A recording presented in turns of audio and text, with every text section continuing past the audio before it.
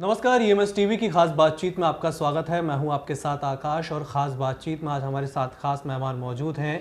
Bharatiya Janata party से हैं रामलाल रौतेल जी, जो कि अनूपपुर से 2 बार पूर्व विधायक रह चुके हैं, पूर्व विधायक हैं। फिलहाल भारतीय जनता पार्टी के प्रदेश भाजपा उपाध्यक्ष हैं और अनुसूचित जनजाति आयोग के पूर्व अध्यक्ष भी रह चुके हैं। सर, आपका ईएमएस टीवी में बहुत बहुत स्वागत है। धन्यवाद। सर, सबसे पहले मैं यहाँ पे जानना चाहूँगा, जिस तरीके से मध्य प्रदेश में विधानसभा के उपचुनाव की सीटों का अब ऐलान हो गया है, चुनाव आयोग ने कर दी है घोषणा, अनूपपुर में भी चुनाव है। आप 2 बार से अनूपपुर के भाजपा विधायक रह चुके हैं। पहले आप भाजपा से लड़ते थे, लेकिन इस बार जो है 2020 के कांग्रेस में भाजपा में आए बिसाईलाल साहू का अब आप समर्थन किस तरीके से करेंगे, क्योंकि आप पहले इसके विरोध में लड़ते रहे हैं? देखिए, मैं भारतीय जनता पार्टी का प्रदेश पदाधिकारी हूँ और भारतीय जनता पार्टी संगठन कार्यकर्ता आधारित संगठन है और भारतीय जनता पार्टी जिसको टिकट देगी उसके कार्यकर्ता के नाते मुझे काम करना है, कर भी रहे हैं और हम लोगों ने पूरी तैयारी करी है और कार्यकर्ता होने के नाते संगठन हित में हम लोग काम करेंगे। तो अब ये है कि उपचुनाव को आप अनूपपुर में ऐसे कौन से मुद्दे हैं जिन मुद्दों को आप लेकर लड़ेंगे, क्योंकि मेन जो मुद्दा देखा जा रहा है वो दल बदल को लेकर जनता में आक्रोश भी ऐसा देखने में आ रहा है। देखिए, हमारे अनूपपुर विधानसभा क्षेत्र में तो विकास का एक मुद्दा है और विकास भारतीय जनता पार्टी के शासनकाल में वहाँ अनेक विकास के कार्य हुए हैं, बड़े काम भी हुए हैं। अब चूँकि उसका उल्लेख करना उचित नहीं समझता, बड़े काम हुए हैं, चाहे पेयजल की व्यवस्था में हो, सड़कों के मामले में हो, अधोसंरचना के क्षेत्र में हो। अनूपपुर के जो विकास के संदर्भ में अगर किसी ने किया है तो भारतीय जनता पार्टी के शासनकाल में हुआ है। विकास के मुद्दे को लेकर हम क्षेत्र में जा रहे हैं, जनता स्वीकारती भी है।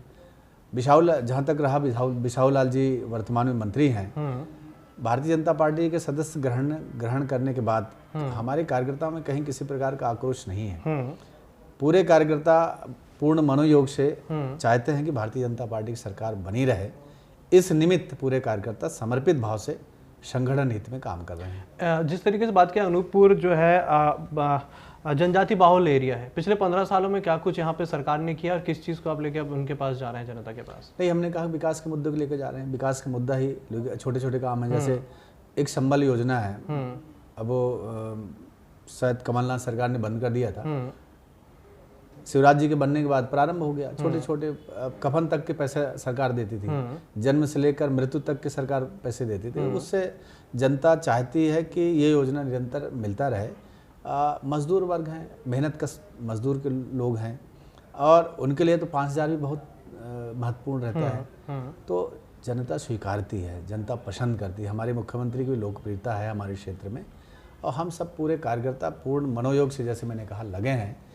इस नाते पूर्ण विश्वास के साथ कह सकता हूं कि अनूपपुर विधानसभा क्षेत्र पूरे 28 के 28 में सर्वाधिक वोट से जीतने का लक्ष्य हम लोगों ने रखा है। सर, आपको लगता नहीं कि दल बदल का जो आक्रोश अब जनता यहाँ पे निकल के आ रही है, कांग्रेस निशाना साध रही है कि दल बदल का आरोप लग रहा है भाजपा पार्टी पर, जिन्होंने विधायकों को लिया है, उनकी पार्टियों में शामिल हुए, तो इसका कुछ सामना आप लोगों को करने को मिलेगा?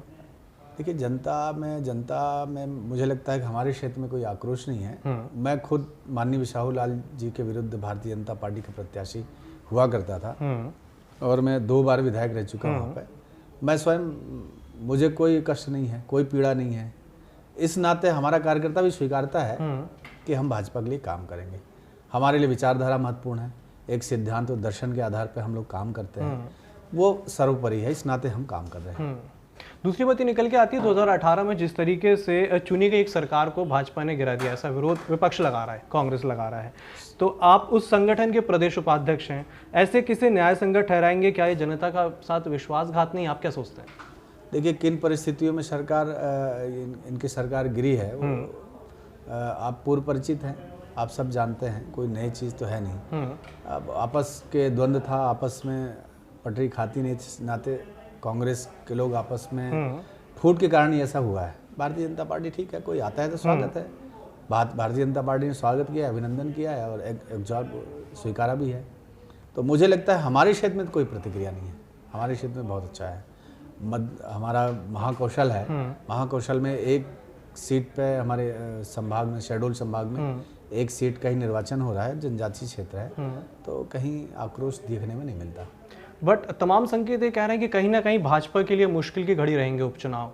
तो आप किस तरीके से अब लोगों के पास जाएंगे और सीटें जीतने के लिए क्या कुछ आपकी प्लानिंग है? देखिए, भारतीय जनता पार्टी की गतिविधियां निरंतर चलने वाली हैं। कोई चुनाव के दृष्टिकोण से भारतीय जनता पार्टी गतिविधियां संचालित नहीं होता। हम निरंतर कुछ न कुछ करते रहते हैं। सरकार में नहीं थे तो आंदोलन करते थे, सरकार में हैं तो सरकारी योजनाओं को लाभ आम जनता तक पहुंचे इस दिशा में काम करते थे। तो मुझे नहीं लगता कि सिर्फ चुनाव के लिए भारतीय जनता पार्टी काम कर रही है। तो निरंतर चलने वाली प्रक्रिया है और भाजपा जीतेगी, मैं आपको पूर्ण आश्वस्त करता हूं। कितनी सीटों पे आप दावा करते हैं कि भाजपा जीतेगी? 28 के 28 जीतेंगे साहब, पूरी सीटें जीतेंगे? 28 के 28 जीतेंगे। कई जगह लेकिन ऐसा है कि लोग मतलब जनता का हम लोग देख रहे हैं, मीडिया में है, विरोध हो रहा है, मतलब भाजपा का तो नहीं हो रहा लेकिन ऐसा हो रहा है कि दल बदल हुए, कांग्रेसी भाजपा में गए कुछ सीटों पे, ऐसा विपक्ष भी लगातार निशाना लगा रही है। थोड़ा सा आंशिक रूप से है। जैसे अभी दीपक जी माननीय मुख्यमंत्री जी के सामने अपने कार्यकर्ता लेके आए, कार्यकर्ता आए थे, उन्होंने अपना पक्ष रखा। वही उनने ये नहीं कहा कि हम भाजपा के विरोध में हैं, उनका कुछ जायज मांगे मुख्यमंत्री जी के सामने रखा है उन्होंने, हम उसका निराकरण करेंगे। तो देखिए भाजपा में प्रजातांत्रिक जो तरीका और पद्धति है वो तो बहुत महत्वपूर्ण है। हम अपनी बात कह सकते हैं, उचित स्थान पर हम अपनी बात रख सकते हैं। अब नेतृत्व तय करती है किस कार्यकर्ता की कौन सी भूमिका होना चाहिए, वो पार्टी और संगठन तय करती है। तो ये कहा जा सकता है कि आप पूर्ण रूप से बिल्कुल विशाल लाल जी के साथ में खड़े हैं चुनाव को लेकर? मैं आपसे पहले भी कहा, भारतीय जनता पार्टी का कार्यकर्ता हूँ, भारतीय जनता पार्टी के लिए हम लोग काम कर रहे हैं।